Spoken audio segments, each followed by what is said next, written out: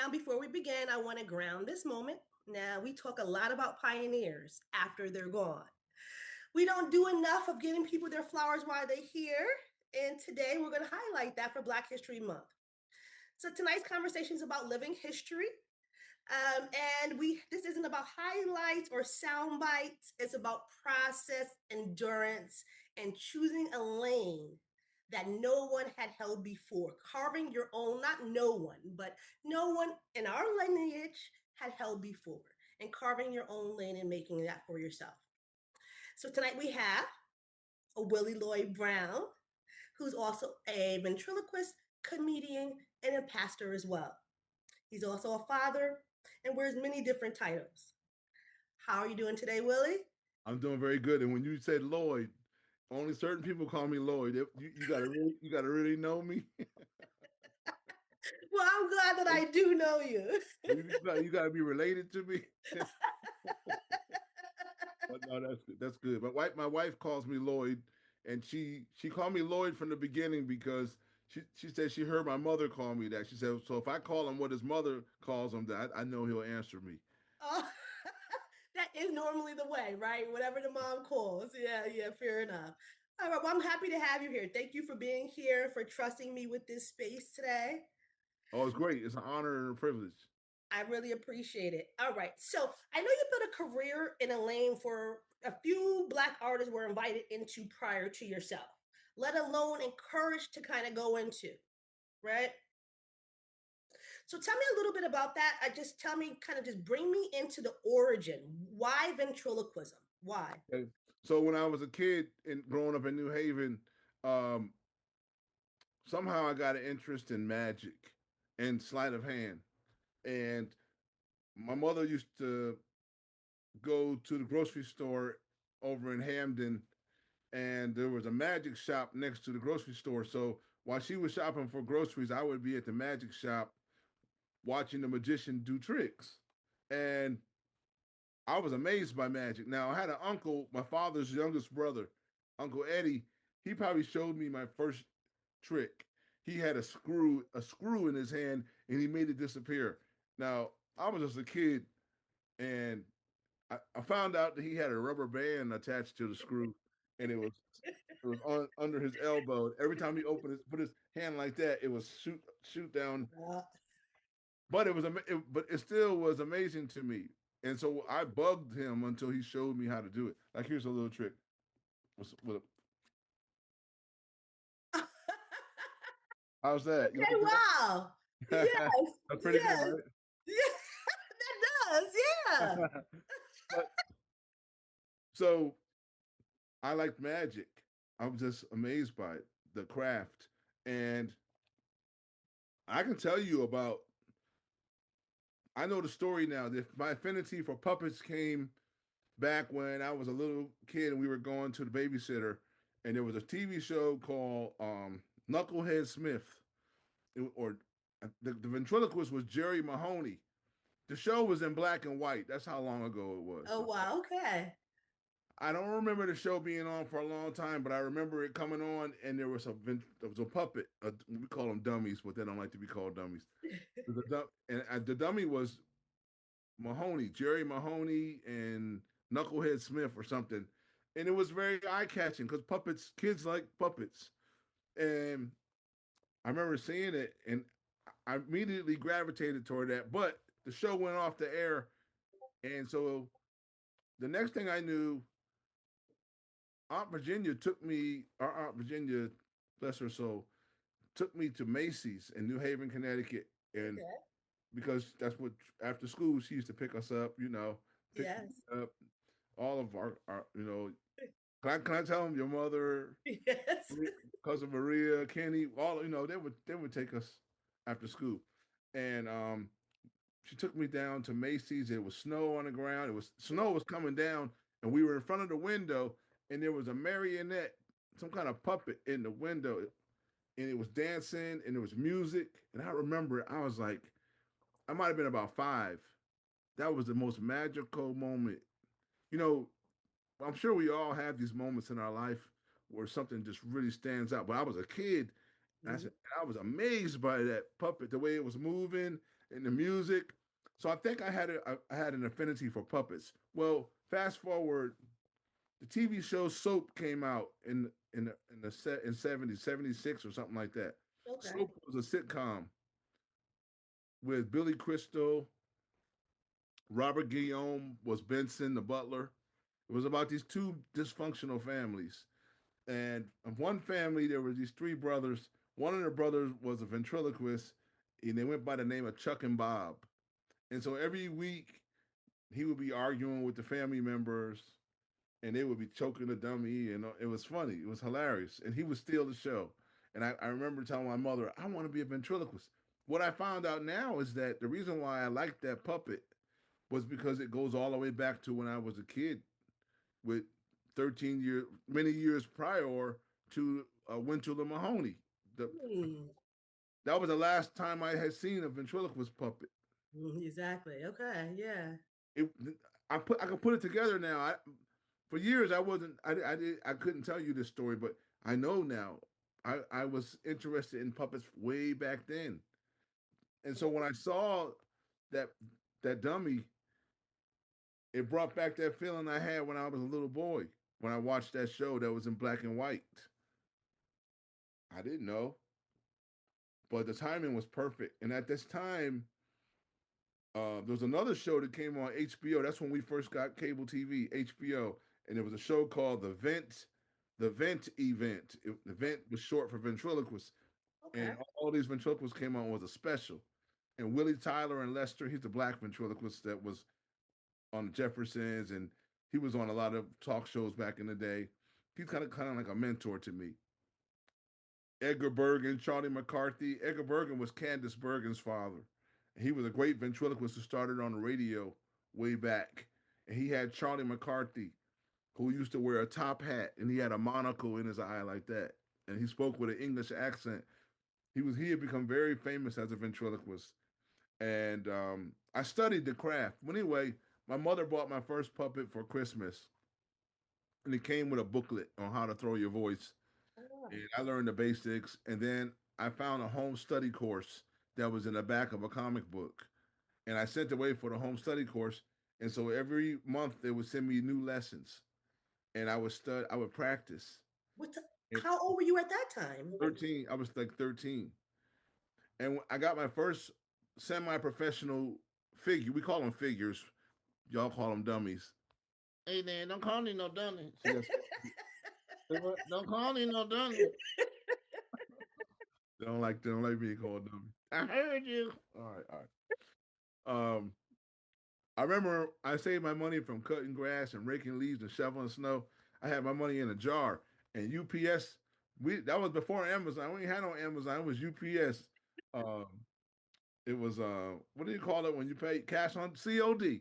Oh, Cash yep. COD. cash Remember on that? delivery. And I was one of them kids that like to order stuff.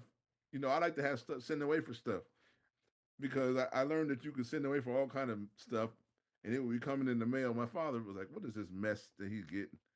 But it was fun to be a kid, and you can get you. You probably did it too. Had stuff coming. You seem like the type. I did. So I had stuff coming to the house, and anyway, UPS knocked. They run the doorbell, and they said UPS for Willie Brown. And my father, his name is Willie Brown too. I'm Junior, so he walked up to it. He said that'll be $137. And my father was like, "What?" He's like $137 for what? I said, I'm getting a dummy, Dad. He said, a dummy? He said, boy, he said, you the dummy. He said, boy, they took your money. Boy, they saw you coming. You just gave your money away. And I was like, yeah, whatever, whatever. But I got my dummy. I paid him the money. So I had the money. I saved it. He did. And 137 was a I took lot. my dummy to my room and I started practicing, and I never stopped. I got into the talent show at the Roger Sherman Theater. Okay. It was $150 first prize, and I won it. Oh, wow. Every show led me to another show. But for a long time, I didn't think that this was a special gift because I felt like I had learned it, like it was learned. I mean, I realize now that you can learn about your gift. Mm-hmm. Some gifts are inherent, like you might be a artist, you might be able to draw really good, and it just or you could play a piano. Some people can play an instrument without even taking lessons. Hmm. I did catch on to it quickly, and I would practice in the mirror. And I got into a talent show at my mother's job. They had a talent show, a nationwide insurance company. It was for the family, and she signed me up, and I practiced for like a month or whatever. And I had a couple jokes, a couple corny jokes I wrote. Like I said something like, I think I said something like, I said, Nationwide is on your side. And then my dummy said, oh, yeah? Which one? Like that. It was silly. It was silly. But they loved it. And they said, how much do you charge? I said, charge? I was 13. Wow, I yeah. started thinking. I said, yeah, a charge for what? They said, how much does it cost for you to come out? Oh, wow. I said, come out? I Yeah, yeah. was like, ching, ching. I said, hold up. You can have fun and make money at the same time. I never forgot that, and I started doing shows because I used to do magic. So I would do half magic and the other half ventriloquism. My Ah, mother used to take me to my shows, and very nice. that's how I started. And one show led to another. I never quit. But I That's used to hide them. I used to hide my puppets from my friends in the neighborhood because I didn't want nobody to know that I was playing with a doll. ah. That's funny, ain't it? It is. It is. But that's a good segue to my next question, because my next question to you was, what did you feel was your when starting out was your kind of resistance did you face like early on? What was the resistance that you faced? Well, the only resistance maybe came from a couple of friends that knew me, and they were like, "Oh, you can't do that," because, and that's why I learned people that are closest to you, they don't think you can do things because they can't do it. Mm, That's how we judge life. mm-hmm. It's unfortunate, but that's how we learn as people, and we do what we see other people do, and we do what we're comfortable doing in front of those people. And if it's not something that the masses think is good, then we won't even try it. But I didn't care. I was a different kid, and I was gonna do it. And so, I played basketball and I like sports, but I got cut. I got cut from the. I didn't make the junior high school team at Michael Whalen in Hamden, and but I made the rec team. But I should have made the high school, the school team. And after that, I think my interest really started moving more toward the magic and ventriloquism. And I Okay. worked, I worked at Yale New Haven Hospital, and I was becoming a young man and picking up some good habits, some bad habits. Indeed, indeed. you know, As grow, as we grow, all do. growing up in New Haven. But it's been amazing though. I mean, I learned this craft, and I talked my parents into letting me go to the 1980 ventriloquist convention in Fort Mitchell, Kentucky. Oh, wow. Uh, we had to fly to Cincinnati, and then you catch a shuttle over to the Drawbridge Motor Inn, which wasn't that far, maybe 15 minutes or so, 20 minutes. And my mother and father let me go. They Exactly. Yeah. believed in they Believe believed in in you. it. Yeah, I was a kid. I was a young businessman. I had the money. I paid for my flight. I paid for the registration for the conference. It was about, I think, a 3 or 4 day conference. I Wow. that the, in the conference package, it covered your hotel room. Now, check this out. Who would let their 15-year-old kid fly out of town by themselves, stay in a hotel by yourself? You would never do that today. Look, they didn't even Exactly, ask me for exactly. ID. They didn't even ask me for. I didn't have no ID. I was 15. I Oh, went up. My name wow. is Willie Brown. Okay, here's your number, and they crossed it off. Here's your key. Here's your conference package. Gave me the key to my room. I was good. I had money in my pocket. What? I was 15. You were 15 in a hotel by yourself. I was a young businessman, I stood on business. Yeah, you were chasing a dream. I was chasing a dream, and I handled mine, and with no problems, and I was no issues. I was professional, and hey, I knew what I wanted to do. Exactly. And guess what? I won most promising ventriloquist at the night at the junior competition, Wow, awesome.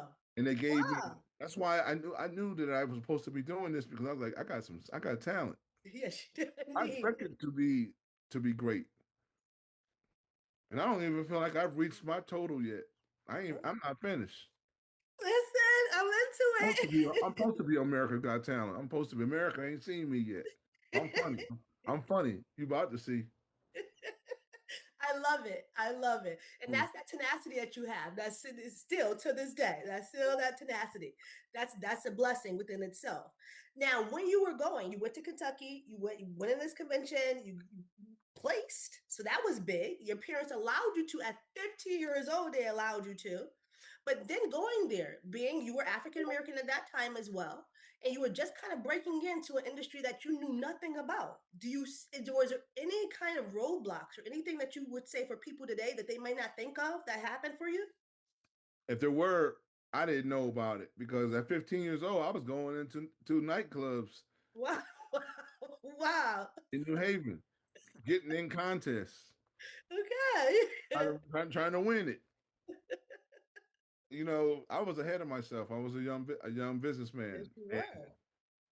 I didn't know if there, like I said, if there were any roadblocks. I didn't know. But and then by the time uh, 1984 showed up, I was on my way to college at Hampton.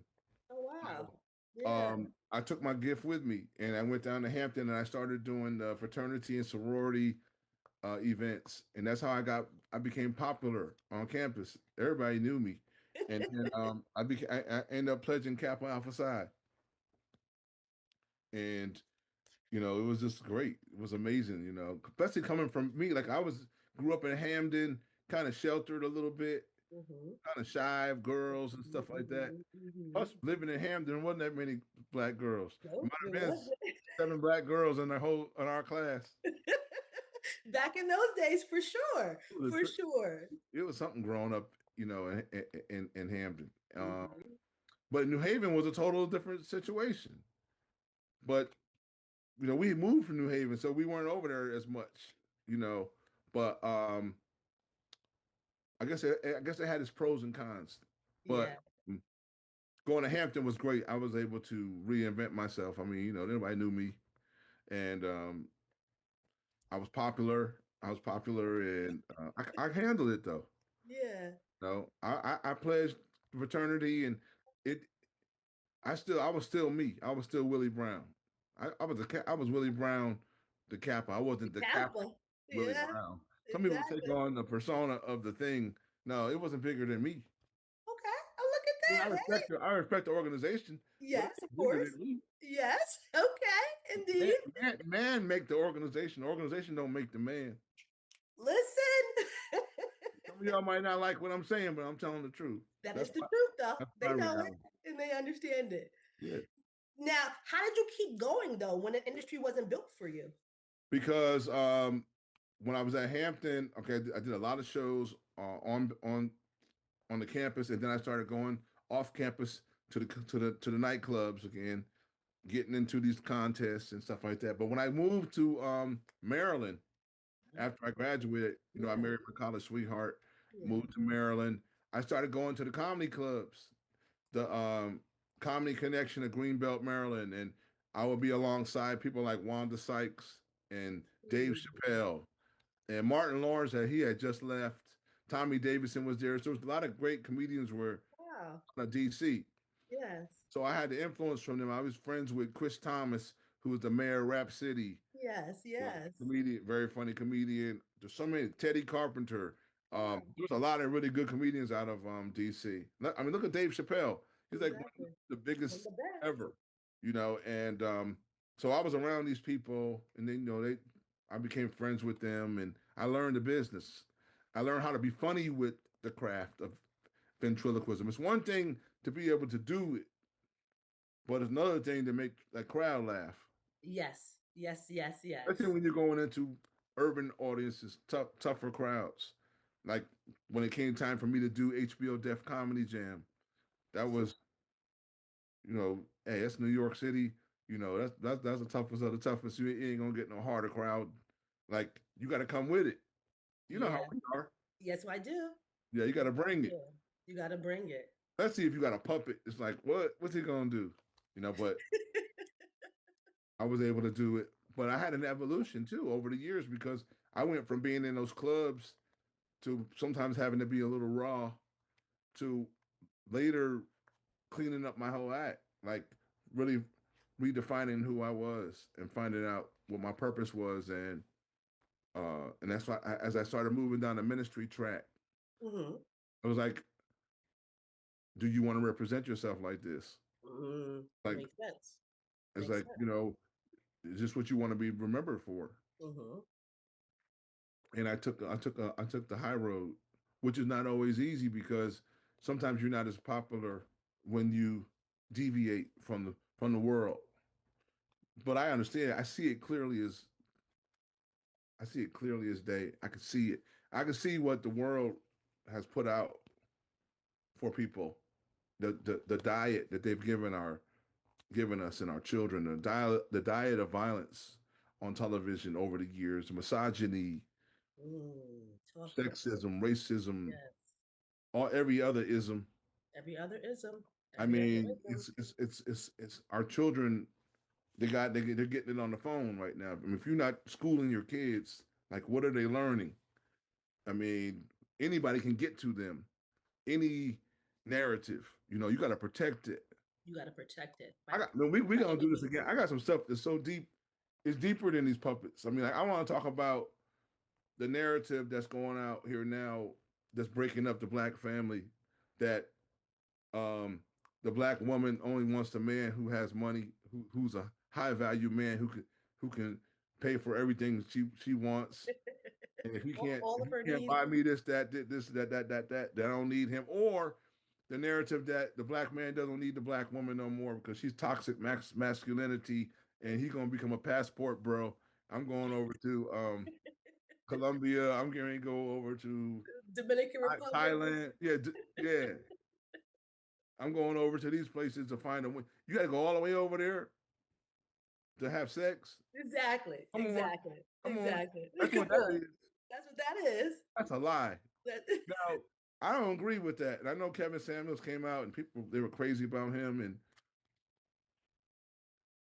and he opened some people's eyes up, but he wasn't to me the total authority. I'm like, if a black woman, your mother's a black woman, your grandmother's a black woman, your sister was a black woman, you gonna tell me that a black woman's not good enough to be your wife? You get out of here. Not every black woman is that way. at all. At all. That is such a Or, conversation that we need to have. We will. We will. That's or such a black great man, or black conversation. man, or black Yeah. man. We're not all All the one way. same. No. We're not monolith, right? We're not a monolith. Yeah. We are so layered, so multi-layered that yeah, you have to really, but again, I think Kevin Samuels laid a some groundwork for some people. That's it. But they were supposed to pick that apart. They didn't do that part. They didn't do the work.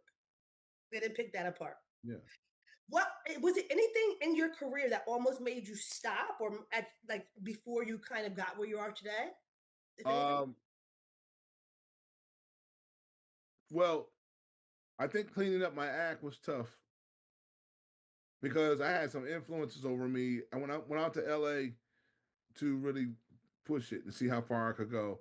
And I was fortunate. I got into the world famous comedy store. I got my name is on the wall. If you go out to Awesome. the comedy store, you're gonna see Willie Brown and Woody on the wall Yes. of fame.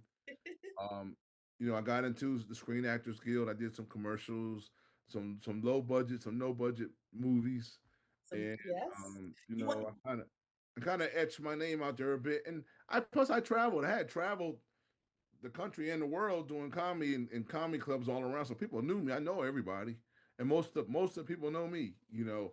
Um, the challenging thing I think was when I cleaned up my act, and uh, because I had turned my back on Hollywood for a minute. okay. Okay. I just needed to get away. Yes. Um, it was something. I started. I started going to church, Mm-hmm. and I rededicated my life to Christ, and it was a major shift, right? So my whole conscious level changed, but it changed again even after being involved in the church. And I've seen things in the church that I didn't really like, Mm-hmm. Mm-hmm. and so that opened my eyes up to some other things, and it's like these are the same people. pretty much.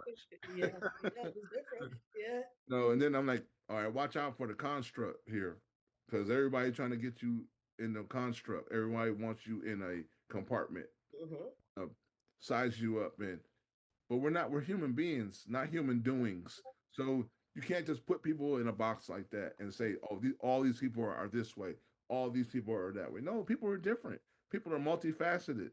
People Yes. have Yes. skills and talents and gifts and aspirations, and man, it's not just that easy to It put is not that easy. in a group like that. But so I think I cleaned up my act, and I think sometimes that could have blocked me from getting in some places Okay. because I wasn't I might not have been as raw as I was, and and then sometimes when I got into some of those places, I didn't always feel like I was still welcomed in some of those places. Okay. Okay. That's fair. That's fair because you didn't fit in. You didn't fit in anymore, right? To that culture. Right, but sometimes you don't fit anywhere. Also, a very good point. Sometimes you could be. Sometimes you're too white to be black and too Mm, black to be white. I know that. I understand that very well. Fair enough. Because we had to assimilate in this culture. We had to learn the king's English. The, we had to learn how to put on a different face. We got to put on a corporate face. Then we got to go home to the hood, and we got to put on the hood face. That's what we have to do. That's what we have to do. Yes. People don't really understand that. They don't. They don't. Some don't want to understand. There we go. There we go. Some of them don't want to understand that, and I think your Hamden upbringing allowed you to have that as well. I'd be a lot more adaptable than others would have been. Well, one of the things I tell people today, especially with all of the social upheaval, I would say unrest that's taking place in the world, Hmm. our parents never taught us to hate. Our Mm. parents came from Jim Crow South, Hmm. Hmm. but and we were raised up north. They moved up north to seek opportunities, and we grew up north. But our parents never taught us to hate nobody. Hmm. Never, Hmm. Never. never. Only thing they said was that you got to be twice as good So to true. be equal. So That's right. true. I remember hearing that. You said you got to be twice as good to be considered equal. But we didn't use a race card and make excuses. We just got out here. But I didn't know that we were in the situation that we're in today, though. I thought we were far beyond this. Mm. But it's like Fair. after Obama became president, it just opened up a can of worms, and we went backwards. We did. It's Before, sad. or we got revealed, right? We went backwards, or we were revealed, right? All was revealed during that time. Hatred, Yeah. that's something else. I don't know that. I don't Yeah. know that. We weren't taught that. We weren't taught that. Not in us. Not even a little bit. And I Different language understand for that. me. Different Yeah, language. We don't come from it. we do not. Now I want to share something briefly with you. And then I would love your perspective, right? So when I was a child and I used to come by Aunt Dot's house and I used to come visit, right? Before Woody. And it might have been, but then when I hear your story, I'm like, was that before Woody? I'm not sure. But you remember you had this robot? And I remember the robot that you had. And I remember coming over there. This is like my first time seeing a robot, right? So I would come up the stairs, and your room was upstairs, and the robot would be at the top of the stairs, like looking, and I would be so scared. I'd be so scared. It scared me so badly every time I Oh, visited. I was on edge. I used to sit nice and quietly downstairs in the kitchen, like I'm not going up the stairs, but it felt so real. oh. But looking back now, I realized you were already kind of experimenting, apparently, right, with your puppetry at that time. I'm sure. You know, Yes, it and I imagine it could have been scary for some people. I was. tried. I tried.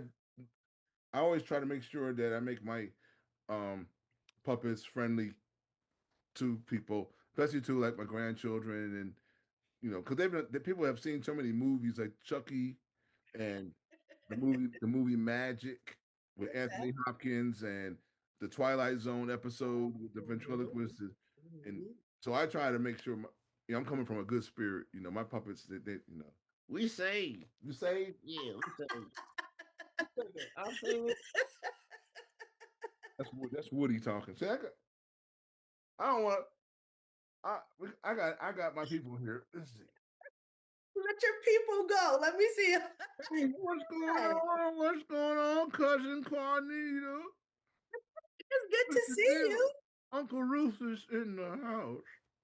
Hi, Uncle Rufus. How you doing? How you doing? No, Uncle Rufus. If you look at him closely, you might see my father in him. You know Bill, Uncle Bill, Uncle I Bill. definitely know Uncle Bill. But he's really, when I had him made, I gave him a picture of my father, a picture of my Uncle James, and also remember Ruby D and her husband. Oh, What was Ruby D's husband's name? I do not remember what Ruby D's The husband's actor. name. The actor. I can't call his name. We I have can't to think. call his name right Okay, now. okay, go ahead. All I sent right. a picture of him, Okay. but he looks like all three of them, kind of like. And the guy that made him was out of Look at him looking at you. the Philippines. Yeah, his name is Juan Lu. Yeah, Juan Lu. Yeah, Okay. Juan Lu. Juan Lu made me. Yeah, Okay. All right. All right. Juan Lu made me. Yeah, he did. So how you doing? You doing some Black History stuff? I sure am. I am doing some Black History stuff, and I thought he was a perfect person. What do you think? I think so. He one of the top ventriloquists in the world, and definitely one of the top African American ventriloquists. I have to say he number two under Willie Tyler and Lester. I have to give Lester some props. Okay, I But he the appreciate. next one. He the next one though. He the next one though. He the next one though.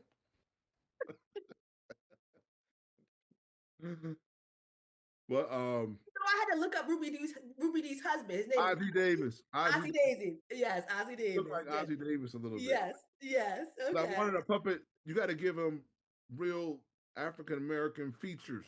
See, Yes. back in the day when they made dolls, they just took a white doll and they painted it black, painted it brown.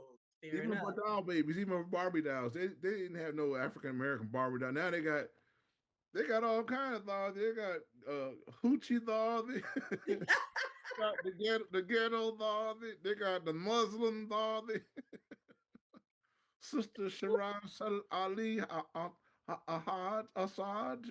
No, they got they, back then they just had one doll and they painted it different colors. Yes. Now they're starting to get the lips and the nose, and they took time out to make The dolls features. Yes. represent us, and that's kind of cool, So Uncle Rufus came after Woody, and he was my answer to Jeff Dunham's Walter. Jeff Dunham got a Walter, who's a Mhm. kind of grouchy old white man. So I said, I need somebody like that. Yes. I'm gonna Yes. get somebody who's like my father. My father he was a little grumpy as he Yes. got older. So I came out with Uncle Rufus. Yeah, they try to say I ain't grumpy. I'm just getting old. You're getting old when you walk into the room and forget why you walked in there. What I come in here for? I know I left something. Then they go back out and try again. You're getting old. When you know you're getting old. When your back goes out, the rest of your body stays at home. You know you're getting old. When you know you're getting old. When you lose your cell phone, but you got it in your pocket. Where's my cell phone? I told them kids, what you doing? Oh, there it is. There it is. There it is. You know you're getting old. When your wife don't sleep with you no more. Just look straight ahead. Don't say nothing. Just look straight ahead. Don't say nothing. Look straight ahead. Don't say nothing. You know you're getting old when you don't care if your wife sleep with you no more. Go on in the guest room then. Go on in the guest room then. I ain't want nothing. I ain't want to do nothing. All I want to do is hold you. All I want to do is hold you. That's silly. That's kind of. Did Rufus ever get to meet Uncle Bill? I think I did. I think I Good. did. Yeah, yeah, yeah. Yeah, yeah, yeah. Okay, okay. I feel like you left too soon. My goodness. Yes, yes, indeed, They all indeed. left too soon. Yes, agreed. But we're here now. Yeah, Yes, we are. it's up to us. It's not us, then who? Then who? It's us. Then who? We got to do it. We got to do it. Now, is he taking good care of you, Uncle Rufus? Not really. No, no. No, he ain't taking care of me. I am taking care of you. He need taking me to the senior citizen center over there, the Lou Walker Senior Center in Decatur, where it's greater.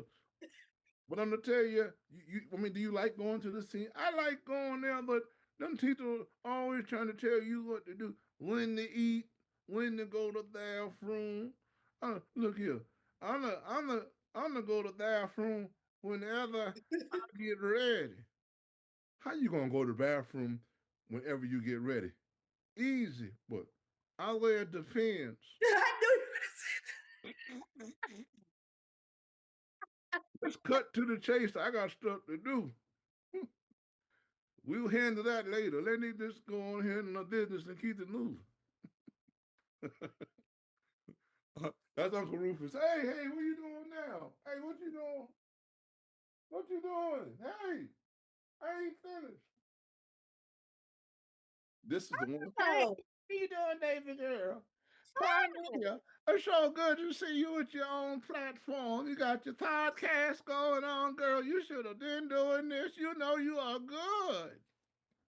Hi, thank you. It's so good to see you. Yes, it's good to be seen. Amen. Amen. I'm so happy. You know my name, don't you? I don't. What's your Aunt- name? Auntie. Auntie. Hi, Auntie. Auntie. That's a play on words. Yeah. And Yes. I got that from Auntie. Oh, nice. I, Very nice. I spell it AUNTTEE. Auntie. Oh, Auntie. AUNTTEE. They said that's right, baby. Thank you, Auntie. Now I know. So I nice to meet you. You look sharp, girl. You look Thank you, sharp. thank you, thank you. I feel pretty good. I took my medicine earlier and I'm all right. You got pearls Oh yeah, girl. Come on now. Oh no, we have to represent, okay? on? I love it. I love it. You know that I went to a HDCU. Oh, did you? Which one did you I, go to? I went to Tar Heel University down in North Carolina. Was that right? And I pledged a sorority, Delta, Delta, Delta. I mean, Delta Sigma Theta. No, we came before them. They say, ooh, we say, ooh, nope. I pledged by myself. Oh, I pledged at the I ate a potato chapter. okay. They call me the cracker bearer. Auntie, Auntie. Ask me why they call me that. Why do they call you the Cracker Barrel? Because I put them crackers in a barrel, baby. Lord, Happy Black History Month. Lord have mercy. Don't you start nothing. Don't you start nothing. This is crazy, huh? Oh, boy. Well, You got Auntie. sign on your hands. Obviously. So when did you now what Auntie, when did you come around? I've been around about 5 years, 6 years now. Okay, good. It's nice to have you around. Yeah, Welcome. he needed somebody to put Uncle Rufus in his place. I hear that. I hear that because he's one to deal with. He's a handful. He is. Lord knows it. Lord knows it. Nice to meet you, Auntie. It's a pleasure. It's a pleasure. I ain't trying to take over the interview. You doing such a wonderful job. I just stopped by because I'm getting ready to go watch my TV show. What I show is like to that? watch Naked and Afraid. I love that show too, Auntie. Some people, they ought to call it naked and crazy because I don't know what will make you want to be out there in sub-zero weather, butt naked, trying to survive.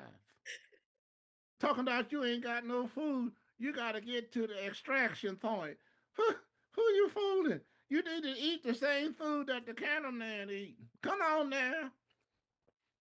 Out there sitting on logs and got corn husk going up your butt. You know what I'm saying? Wiping yourself with leaves. Come on. You know who doing it. We wouldn't do it. We wouldn't do it. Them the white folks doing that. Black History Month. You ain't never seen no black people on Naked and Afraid. No, sir. I think I did, Auntie. I Did think I you? seen like Did one or you? two, Oh, maybe that's one. cool. I never. I have. I can't take it. I think I might have seen We one. don't like that cold weather. No, sir. No, sir. Mm-mm. No, we don't. We don't. The show is too much.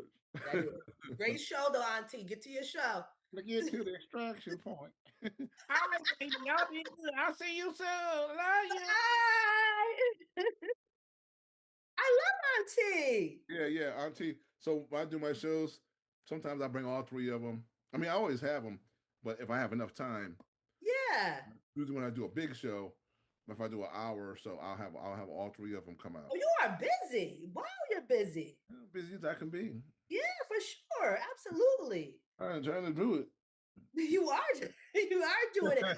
Now, now what does longevity actually require that talent alone doesn't Yeah, though? I think you have to want to do it. You have to believe you can do it.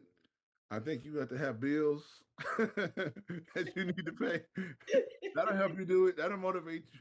I mean, I don't know what else I'm supposed to be doing right now.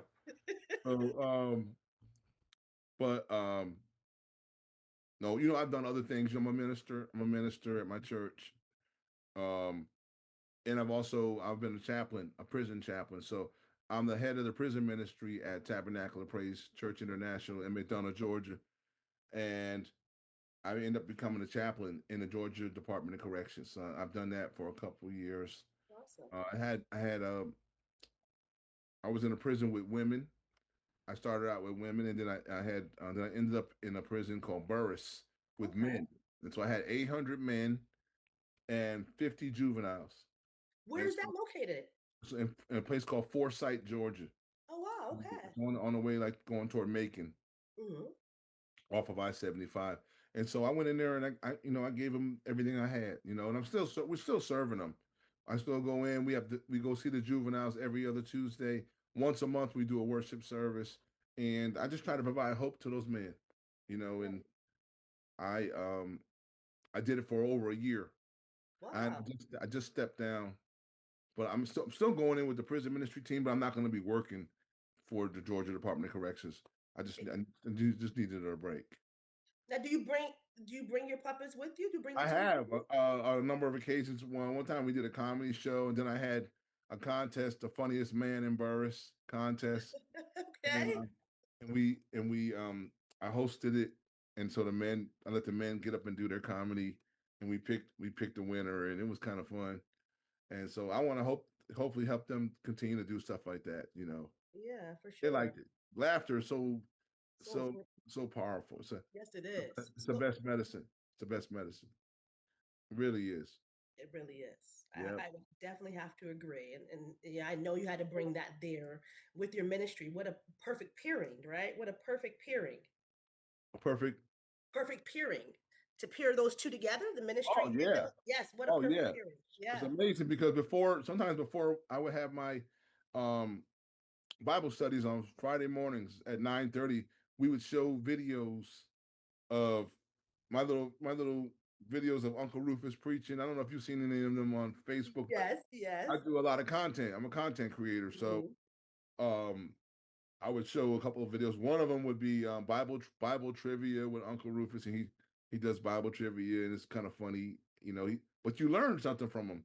And then Mhm. with his little sermons, we're telling jokes, but we're also giving the word. So Ah, it's all positive. It's all yes. good. By the time they warm the crowd up, so by the time I come up, they're ready to receive the real message. And it was great. It was awesome.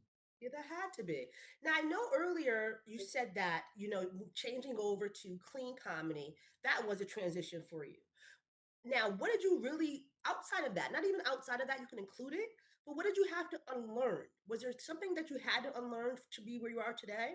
It was just no. It was just watching my language pretty much because I just clean. I watch my language pretty much, and some subject matter, Yeah, but fair I enough. wasn't totally. I wasn't the filthiest comedian ever. I might have said Okay. said a few words, but I wasn't. But don't let that fool you too, because the road to the hell is paved with good intentions, and we be thinking, oh, I'm not that bad, I'm not that, yeah, you ain't that good either. You ain't, you know, Fair enough. Okay, you fair ain't that enough. good either. Yes, fair enough. Yes. You're on your way to hell with gasoline draws on. Oh, Let's be jeez. honest. Let's be honest. Sheesh. You ain't that good, Willie Brown. No, I've done some things, and I understand. I mean, I got a video out. I don't know if you've seen. I'm gonna send it to you. It talks about me being a chaplain. It talks about me growing up with a father who was an alcoholic. My father was an alcoholic. I mean, he was a working alcoholic, but alcoholic nonetheless. And I got a chance to see that side of him, and it caused some issues in our household. You don't know because you didn't live in the household, but if you ever been around him for a long period of time, he was a great man when he wasn't drinking, but when he started drinking, he changed into somebody else, and that's what alcohol and drugs do to people. They change your spirit, and you become something that maybe God didn't really intend for you to be. And Mhm. I know, as in my generation coming up, I dabbled in it, substance abuse, Mhm. alcohol and weed and a little cocaine, and I wasn't like way off the deep end, but I did enough that it probably wasn't good for me. Yes. This one is too much, Yes. and a It is. thousand is not enough. And so, getting to a life of sobriety and cleaning up, man, so you can really be all that the Creator put you on earth to be. I'm not saying we're perfect. We're not perfect people, but Mhm. a lot of us are suffering from those kind of ills, Yes. the Yes. things we may have picked up through our heredity. I don't know, alcohol, drugs, and stuff like that. Um, we gotta get well, folks. We People, do. black people, We do. everybody, black, but black. I'm talking to my people though. Black folks, we got to get well. We got to get We got to well. stop. We got to put down the stuff that's been hurting us, Hmm. and we can't make that our hustle no more. Because while you selling that kind of stuff, you're hurting your brothers and sisters out here in the streets. They used to be your brothers and sisters. You used to look at them like that, but then this whole new culture, we just got to get ours. We don't think about, oh, I'm selling cocaine to the man down the street and to the woman down the street, but now she not at home with her children, making sure that they get up in the morning and have breakfast and are clothed to go to school. You don't think about that. All you thinking about is you getting that bag. You don't look Hmm. at the other part. Hmm. Hmm. I seen the other part because I worked in a prison. I Hmm. see what it looks like. I see him in there. I seen the man in the cage, and it don't look like anywhere for a man to be. And it's easy for you to, on the outside to say, "Well, he deserved that," but there's a reason why that man or that woman is in that cell. Something happened. They were traumatized, probably as a child. Something they seen something. I heard the stories, and I go on to talk to those people in the cracks of the doors. I prayed for them and brought them ramen noodles and talked to them and tried to encourage them. Sometimes they encourage me. Hmm. But it's hard to stare there and see a man standing in a cage like a dog, like an animal. It's strange looking. Hmm. Hmm. I don't know how that could ever be normal. Not for me. Hmm. Hmm. Hmm. I didn't grow up like that. No, understandable. Yeah, that had to be a lot to deal with on a daily basis, right? Seeing that all the time and kind of replaying it, so it creates your own personal trauma in a way, right? Yeah, because I'm probably trying to mask it, you know, and having to tell people that your mother died, Mm. your father died, your brother died, your sister died. I had Mhm. to let them Mhm. know because they Mhm. didn't know. Somebody called me. I'm the chaplain. That's my job to tell them. Mhm. Then I'll end up praying with them, pray with the family, try to help them set up the funeral arrangements, all that kind of stuff. And I'm trying to make it cool, like how I am, but really Mhm. that thing is taking a toll on you. For sure. And I'm praying every day. They say you gotta pray it off. You gotta pray that stuff. I'm praying to get the full armor on me. Yeah. Of the salvation, the breastplate of righteousness, the sword of the spirit, undergird my loins with the spirit of truth, shod my feet with the preparation of the gospel of peace, be my rear guard, keep me safe from the wiles of the enemy, so when he fires his darts, that they will not penetrate, but they'll go back from whence they came. I'm in there praying every day. I'm getting ready every morning. You can't really tell nobody who ain't been. If you got to be in there for yourself to see it. Yeah. Yeah. Do you feel that that was heavy? Was that really heavy for you to continuously deal with, though you were suiting up daily? I think so. Yeah. Yeah, it was heavy. Yeah, it Mm-hmm. was heavy. And I don't know. Yeah, it was heavy. I don't know. Some people might try to make it seem like it's heavy. I did good. I did some great things. For sure. I did it for this. That was my season. It was my season. I'm not finished. I'll be doing some other things, but we all have a season. Nobody said you had to be there forever. Mm-hmm. And one thing, I'm realizing, for those of you people who believe in Jesus, everybody doesn't, but Jesus died on the cross for all of us to have salvation. He shed his blood for all of us, those who believe that if we accept him as our Lord and Savior, then we would have eternal life. You can't put yourself on the cross. Like he already did that. I can't go put myself on the cross. You What's that gonna sacrifice do? yourself. My Yeah. blood ain't saving nobody. He already did it. He already rose up.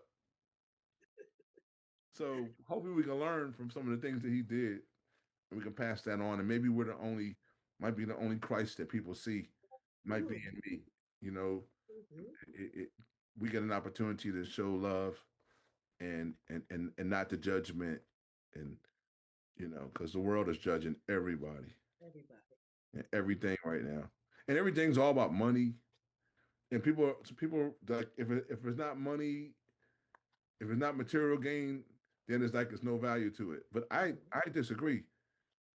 Everything is not about money. I mean, yeah, we need it. Mhm. We're going to get to the end of our life and we're going to meet our creator. You're going to explain, hey, I had this for you. I had this for you. But you didn't have faith. You didn't believe. Mhm. It wasn't Mhm. about the money. I wanted to see what you was going to do without it. I was going to Mhm. see if you was going to walk down that path, even though you didn't know what was on the other end.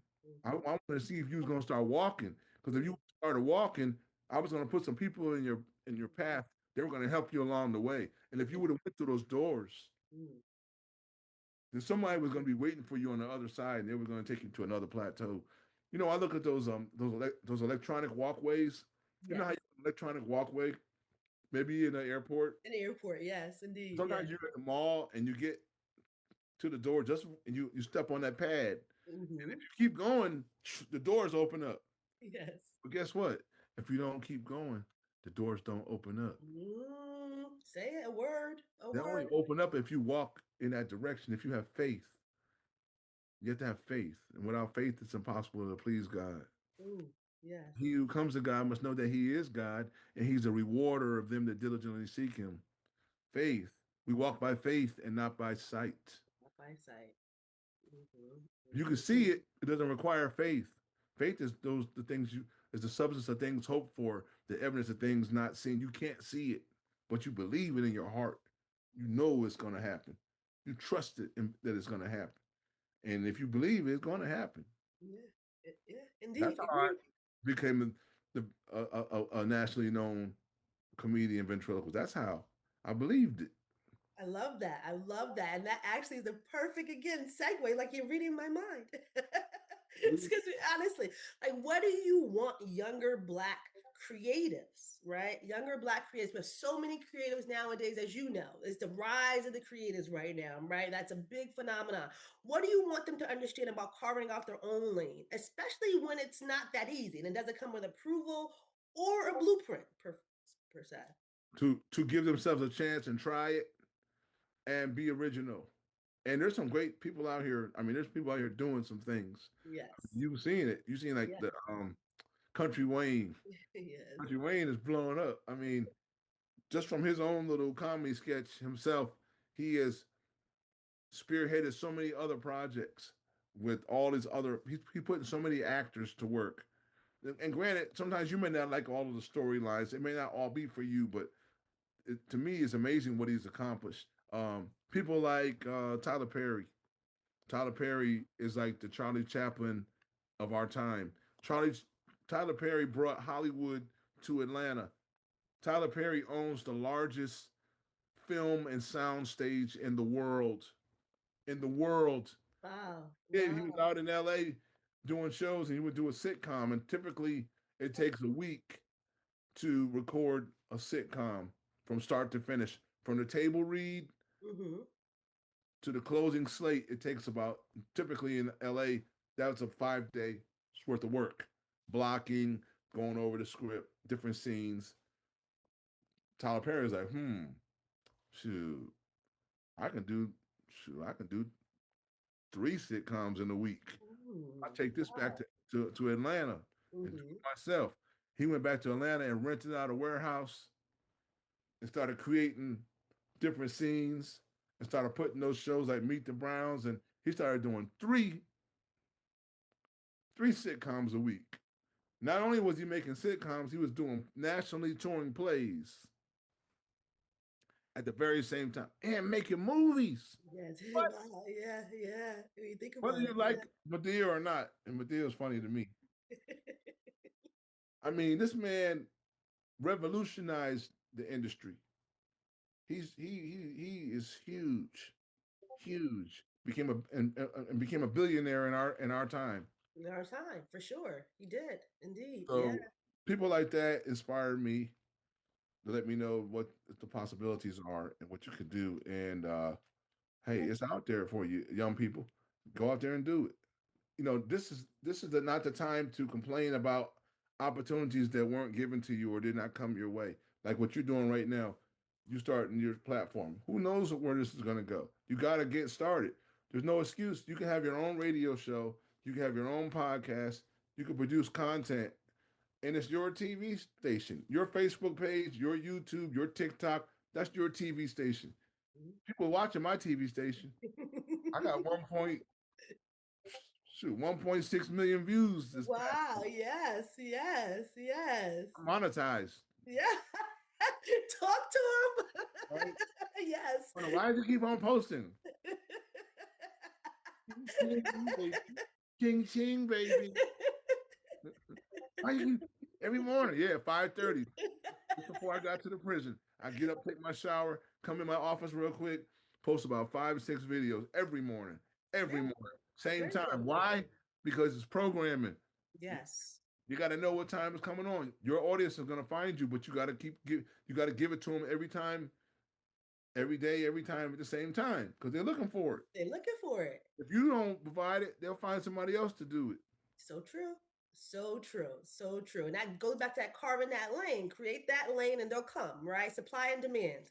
You got to Indeed. do it. And see, that's why see, this is making a dent on what's happening in Hollywood now. They're getting ready to Sherry Shepherd show getting ready to cancel.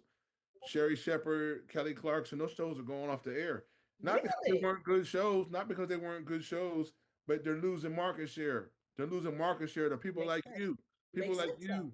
that are starting podcasts, and people are paying attention to Juanita, to Kwani. I I know her as Juanita, That's okay.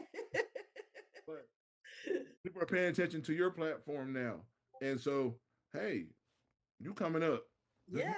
I like it. It levels the playing field. It makes it advantageous for everyone. We all can make it now. I Which had a is friend great. who was a comedian. He passed away years ago. Very talented guy. Um, Peace to him. he used to tell me, like, people would ask him to come on their podcast and stuff, and he would be like, if it wasn't ABC, NBC, BET, he wouldn't do it. But I was like, nah, man, I'm doing it Oh because wow. I don't know who you know. Yeah, yeah, All I know is exactly. this is somebody gonna see this. Yeah, indeed. Somebody gonna be inspired by this right here. I don't Indeed. know who. This is for you. Whoever sees this, you're gonna be like, yeah, he's right. That man is something. It is something. God is good, and He gives us great opportunities. And I see myself on the radio in my office, and I had a radio station for a while, a show. I was doing it up until a few months back, and because I was in the prison all day, it was hard to keep Yeah, going because I just didn't have the definitely. time to to produce it. So I think I'm gonna get back to it. I really enjoyed it. Actually, it was fun, and I was taking my phone and voice recording and interviewing people, and I'm gonna step up and do some more things. And Okay. I put a lot of video out on YouTube and TikTok, but I think I'm gonna have to have a podcast. I think podcasts seem to be the way. People are they like my videos, but I think they're really gonna come in when you're talking about something. Yes. You got to be Yes. talking about something, and sometimes Talking. you have to talk about the issues, and some of them might not be so easy to talk about. And sometimes you're gonna have to take a side, and sometimes your side might not be popular with everybody, but that's okay. As long as you're being true to who you are, that's all that matters, you know. But me personally, I don't want to put confusion and garbage out there for people because I feel like there's enough of that out there. So Mm-hmm. I try to put out something that's positive. It's gonna Mm-hmm. feed. I'm trying to feed your soul. I'm trying to Mm-hmm. feed your soul. I'm not trying to bring people down. I want to change the narrative, man. I want to create a boys in the hood where the boy gets out of the hood. Okay. Yes. I, Yes. I don't I don't want like at the last day they get shot down in the front lawn. That's what we've always seen. They always get shot down. We're gonna do one more. We're gonna do one more job. We're gonna pull one more job and we're out of here. And they never Never make it. will. They They never never make make it. it. No, They we never making make it. it. No, we gonna make it. Yes, indeed. Enough of that. You're living proof of it, right? You're living proof of it. Yes. Yes, indeed. That's right. That's right. Now, I want to name this gently. I didn't come to this conversation only as an interviewer. I did come to this, as you know, as someone who watched you long before I understood what you were building. I am your family. We do have this lineage. You show me what it looks like to commit to a craft without needing that permission. You inspired me so much for so long. You always created new ways and you always moved outside your comfort zone, which challenged the status quo, right? And that was really inspirational to see as a young child, truthfully, especially from somebody in my family. Like, oh my God, my cousins. I mean, you were on Soul Plane. It was a you were on Soul Plane. You were a brief little piece of Soul Plane, but yes. Is that true? Um, was I was in Yes. no. Um I was in It was Soul Plane, no? no. I was on Soul Plane, but I was on what's the name of that movie? I done a number of little movies, You do. little small parts. Man, I can't even think of the names of them. But the TV shows I've been on, Comet View, several Okay. seasons of BET, Uh-huh. HBO Def Jam, the Ricky Smiley TV show when he had his TV show. Okay. I played a part, me, him, Ray J. I don't know if you've seen that, and I had a good scene in that. I Yes. was on Bounce TV sitcom Last Call. Oh, I had okay. a couple of nice episodes of that. I was on um Barbershop, the TV series that was on Showtime Network. Oh, Ice Cube, wow. they took it from the movie to made a sitcom. Yeah. It was on Showtime. I was on that. I had two Oh. episodes on there. Um, I was in a movie called All About You. All About You was a romantic comedy. I was in a movie called Tears of the Clown. The last movie I did it was a documentary called The Mecca of Comedy, and it was about comedians that came up in Washington D.C. All And right. that came out about a year ago. Yeah, it's on Tubi. It's on Tubi. It's on Okay. YouTube. You can buy it on YouTube. That's called the Mecca. The The Mecca. Mecca, the Mm-hmm. Mecca of comedy. Yeah, Mm-hmm. Mm-hmm. and it's on what's that everybody watches every day? Netflix. Oh, I was like, which one? Which one? Yes. Okay, Netflix. Yeah. Netflix. Okay, fair enough. And I did some like I said, I did some no budget, low budgets. It's funny because you might be watching sitting at home and then people will call me, I saw you, you was on this or whatever like that, you know. Especially if I'm on there with my characters, Yeah. then you definitely gonna know. I mean, there ain't too many people that and the reason why I think I stuck with this, I got mileage being a ventriloquist. It was different. People know me for that. Yeah. It's what Yeah. pays my bills. It's what helped me travel the world. I mean, who would have known? Who I would mean, have I would have known? traveled all over the world. I've been all over. I've been to Africa, South Africa a number of times. I've been not just for comedy. I've been there for missions. And Mm. I've been to Germany. I've been to Amsterdam performing comedy. Germany, England. Um, I've been to Bosnia, Sarajevo, doing stuff for the U.S. military. I've been to Japan, Tokyo, Okinawa, Wow. a lot of places. Like been to Yeah. most of the Virgin Islands and British Islands. I've been to most of them.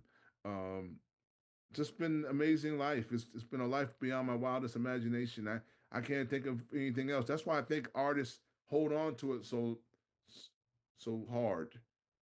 But I believe God gave us more than one talent and ability. And sometimes you can't do you not might not be able to do everything at the same level that you had once done it. Okay. People have been like known for being on these TV shows and they had great careers, but then afterwards kind of fell off a little bit because life happens. They Mhm. weren't making that money every week. You weren't in demand. There's new people coming up, so everybody always think they're the hottest thing. Yeah, you hot right now. Let's see what happens 20 years from now, Yeah, 30 fair years from enough. now, 40 Yeah. years from now. You still gonna be hot. And that's when what happens then? You need to reinvent yourself or pivot. Yes. Yeah, Yeah. and it's not Mhm. just about everything for you. It's not about you. It's to focus on you. It's about you giving to others at that point. Yes. Like, Yeah. what do you have to give? Everybody watching you. It's not all. See, now I like performing. I love performing. I love being in front of the camera, but I don't have to be all the time. I'm good. Mm. I can be behind the scenes. I can produce something. I don't have to be in front of the camera. I'm good with that. I like it, but I don't. I know there's other people out there. There's a lot of young people that need help. Yeah, I like that. That's where wisdom comes from. When you learn how to delegate, right? When you learn how to delegate, and say, I don't need to be the front and center. I can lead from the back. So that's a really good thing to hear as well. share with others. Yeah. Teach the young people. Teach them how to do it. Hmm. It can't be you the whole time. No. You've seen those kind of people though. They holding on. For dear life. Look, don't ask me for my autograph. What are you talking about? You right here on the same plane as me. I don't want your autograph. Don't So ask true for your though. autograph. So I can say some names, but I ain't gonna do it. don't do it, don't do it. Yeah. Let's do it But tonight. no, but I want to just touch on a couple of points. Well, we have a few minutes left, but I want to touch on a few points. You mentioned earlier on as well, you said, it's not about everybody wants to get the money, right? Everybody's running to a bag, everybody's trying to focus on the dollar. And that was a really good point that I wanted to bring it back to because I think that we don't value those connections enough, right? Connections matter so much in this existence, right? And have you found yourself having those connections really making or breaking your trajectory? Those connections have been everything for me Mhm. because, like, right, not only are we pushing my career along, but we also have the Clean Comedy Clinic Inc. agency where we book other comedians. Mm. So a lot of times I'm booked up, people can't get me. So I'll go on the list and I'll book somebody else. I got a woman for you. I got a man for you. I got a Latino guy. I got a white woman, a white guy. I got a sister who's very funny, has a different perspective. Are you interested in this for your women's conference? Would you like something different? And it's opening up doors, and those are connections that I've had working with these people. And because I've been trusted, and they know me and they trust me and they know that I'm gonna look out for them the same way I look out for myself. I can represent them, and so it's just conducting business. And who better to conduct business than a fellow comedian who knows how they want to be treated? Wants to be flown in a certain way, want to be put in a nice hotel, want to be treated with decency. You want me to do a good show? Send me my deposit, my 50% deposit up front. Pick me up from the airport. Be there to get me when my luggage comes down. That's what I used to do when I drove limo. I pick people up. I go inside the airport and meet them. Uh, Take them to the hotel. Let them get some rest. Make sure they eat well. Don't be driving them around in the city all day long. Going to the barbershop and the hair salon. Hey, he's here. He's in town. No, you should have already did the marketing. Let me go lay down and get some rest so I can give you a good show. Yes. Then before I hit that stage that night, you put my envelope in my hand. I'm funnier when I got my money in my hand. Funnier. I'm funnier. You want me to be the funniest I can be? You want me to be the best I can be? Make sure I get some rest.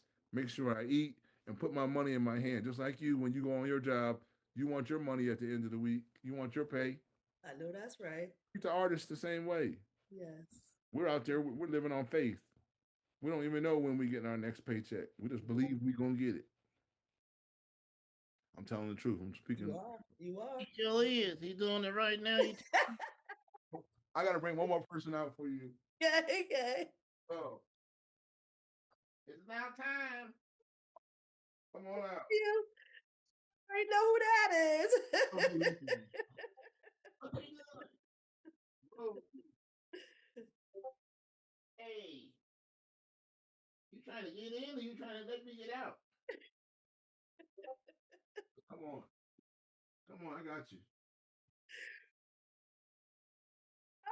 Hey, what's up? What's up, cuz?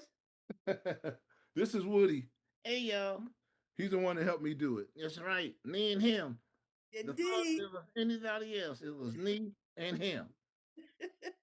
Good to see you, Woody. Happy to have you.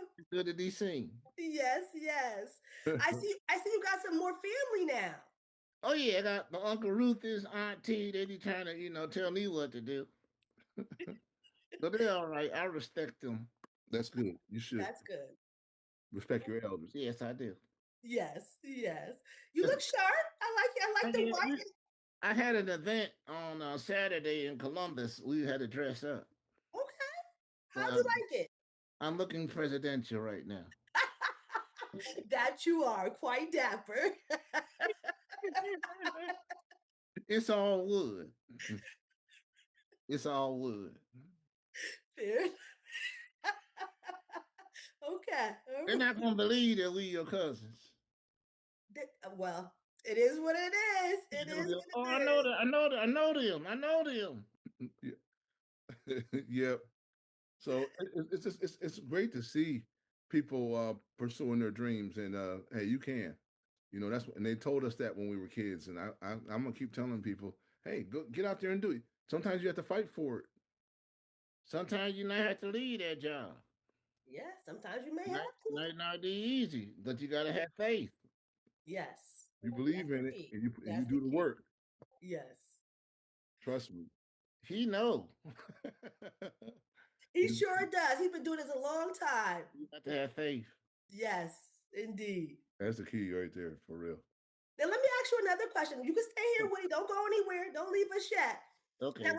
when people look back years from now, they'll see the performances, they'll see the appearances, they'll see the longevity, they'll see all of that, right? What do you hope that they understand about the man who kept showing up? That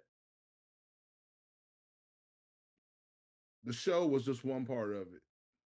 The show was just one part, and there was a lot of other layers to the whole thing. And you know, a lot of times we make the show look easy, and people, that's all they know. They know it's what they see, but they don't know behind the show.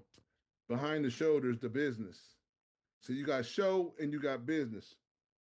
But if you ain't got no business, you ain't got no show. You got Like to have that. some business in order to have the show. That's Hmm. important. Yeah. So there's a lot to it. And aside from that, just being on the show, you still got to be a good father Mm. to your children. Got to Okay. be a husband to your wife, right? Got to be a grandfather to my grandchildren. Got to be a good neighbor to the people in the community. I mean, there's other things you have to do, besides, yeah, people they like seeing you. They may want to ask you for your autograph. People every day, people still recognize me. But He Facebook famous. Facebook I am. I'm Facebook famous. That's good They, stuff. they recognize me. I mean, think about it. I got 130,000 people following me, That's and we're talking nice. about 1.6 million views in a month. Wow, that's That's nice. more views than I might have got even if I was on BET. Yes, No, yes, people seeing you. So yes. everywhere you go, somebody recognizing you. They say, "That's that dude."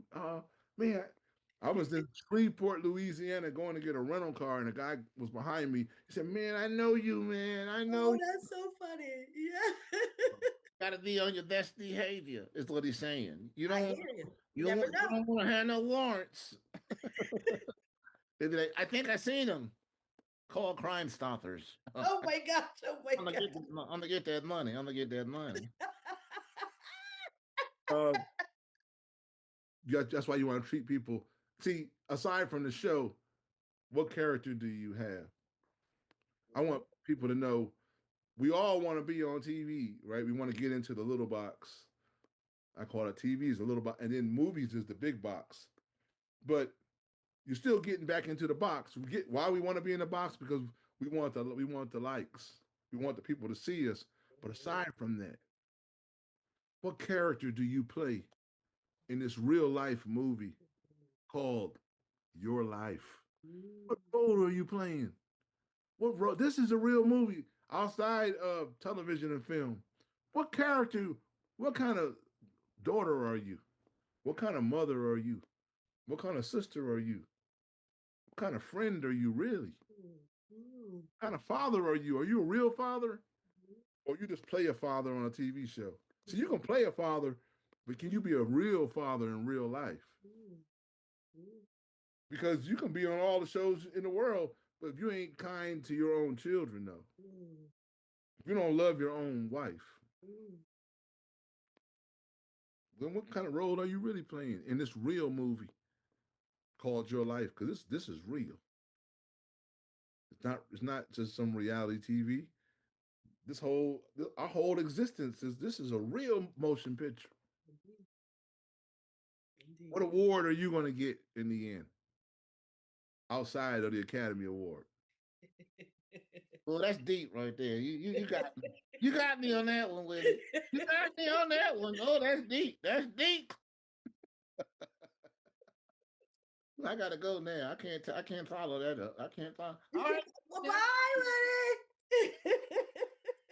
I know that's something. But thank you for taking the time out to etch out a little bit of Black history, starting with people that you know in our own family. It's so great. That's when I saw our Aunt Margaret Watley, and you put that out there. That just touched my heart because I know who she is, and she is that. She was one of those people. All of our parents, they worked hard just to help us get to where we are today. You know, and we're trying to continue on, and we're fighting, and we need to fight because we see, these people are trying to pull us back, but we ain't going back. We're not. We're not.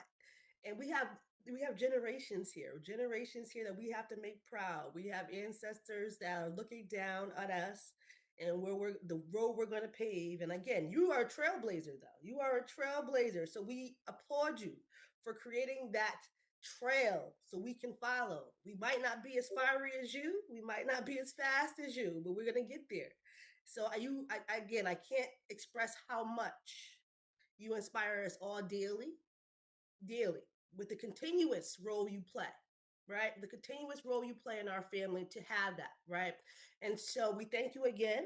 But again, this is what it looks like to build something that lasts. And I really, really wanted to highlight that because you matter. And I don't know how often people say that to you, but you do for me, and I know for this family you do. Wow, that's very touching. I appreciate you taking the time out to do that. That's awesome. You're trying to make me cry up here. No One thing, crying on TV. look, one thing I would say that's coming back to me, and we got to have love. That's it. I hope that people can see the love. If they don't see nothing else beyond the jokes or whatever I've done, I hope people will know that maybe I try to love somebody. I know that's what they said about Martin Luther King. Martin Luther King tried to love some, but really, man, that's all we. Love is it. Love is the key. Love is the key. Love is the key because if we have love, we won't have hate. Mm, We'll mm, support one another, mm. and we could be happy for our fellow man, fellow woman when they have great strides, when they succeed. Then we all when you succeed, I succeed. And then that's how. And it's not just about the money. It's not. That's just something. Money is just a means of exchange. You have to have it. You're Exactly. gonna have it. You have to have it because How else can you have food and have a roof over your head? That you're gonna have that, but We live in it's, America. you got it. Maybe if we went somewhere else, it wouldn't be so hard. I don't know. Exactly. Maybe we ought to move to Vietnam or something. I don't know. Thailand, Exactly. Thailand is calling my name. Ghana, DR. Um, But love is the key. We gotta have love. I think without if we don't have love, we don't have nothing else. We don't have what else do we have? nothing else. Nothing else without love. We are everything with love. Indeed. Yeah. Love God. Love God with all your heart, all your mind, all your soul, and love your neighbor as you love yourself. Ooh, All the commandments fall on those two things. That's it. You ain't got to be religious to follow the commandments. They're all good. I mean, I haven't seen a bad commandment. Thou shalt not kill. Thou shalt not bear false witness, which means thou shalt not lie. Thou shalt not that's steal. not skill. Tell me, Exactly. thou shalt not covet thy neighbor's wife. I shouldn't want my neighbor's wife. I mean, what is there anything wrong with those commandments? I don't think so. I don't think so either. I don't think so either. You ain't got to be religious to follow that. Just treat people the way you want to be. You want somebody to want your wife? Exactly. Jeesh, jeesh. No. But anyway, I wanted to give you your flowers. So again, let's give a round of applause. Let's give him his flowers while he is still here. The great Willie Brown. I want to do the middle name this time. Willie I Lloyd guess Brown. exactly. Willie Lloyd Brown. Yeah, Indeed, yeah, yeah. indeed. We want to thank you again for sharing your story today. Thank you for taking this time out with me. But this matters. This definitely matters, and I appreciate you. And I love you. I love you too. I love you too. I love you too. It's funny, I love you. I love your mother, and that spirit just keeps on growing. And you know, I love you like I love your mom, and I love your grandmother. Yes, yes, yes. I know, Muddy. That's Indeed, my, indeed. that's my Aunt Cat. Okay, can't tell me nothing about Aunt Cat. I loved her. She loved me too. I knew it. Yes, So indeed. that's what our family did. We made sure that we let the kids know that we loved them. We had love. Yeah, love. That's We what have that's love. all we need, y'all. Yes. So thank you. Thank you. I We love you. I hope to see appreciate you you. soon. Too. I hope to see you soon. Yeah, yes, I hope to see you soon as well. God bless you. Good luck with everything, your new journey, right? Your new Yeah, journey. yeah. Good Well, luck with I'm just everything. back out here. I'm free falling. I'm back out here Yes. doing what it is I do, and I don't need a title. I'm a minister to the world, and I work for God. So everything I do is for the building up of humanity. That's it. Now We before we go, you got to get your plug on. So tell the people where they can find you at. Okay, well, what you want to do? I'm on social media, so go Willie Brown and friends, Willie Brown and Woody, Willie Brown, comedian, ventriloquist. You can go to YouTube, madeyouLaugh.com. That's MADE, the letter U, LAFF.com, madeyouLaugh.com. I'm on TikTok, Willie L. Brown on TikTok. Of course, you can go to my website, Willie Brown, AND, and Woody, WOODY.com, Willie Brown and Woody.com. You can call us if you need to, 770-871-1197, 770-871-1197. You want us to do an event for you. Hey, join us on social media. Let me know that you're there. And any way I can help you with what you're doing, let me know because I will definitely support you. I'll put you on all my platforms. And I'll help push. I'll help push all of your content as well. We appreciate you. I thank you. I thank you greatly. Bye, Sherry, wherever you're at. Bye, family. I'll talk to you soon. David. Oh, that's not too. We'll see Bye, you. Auntie. We'll see you. All right, Cornelia. Bye, Okay. Uncle Rufus. Bye, Woody. See y'all. See All you right. guys. We love Bye-bye. you. Bye Love bye. you. Thank you. You're welcome. Awesome.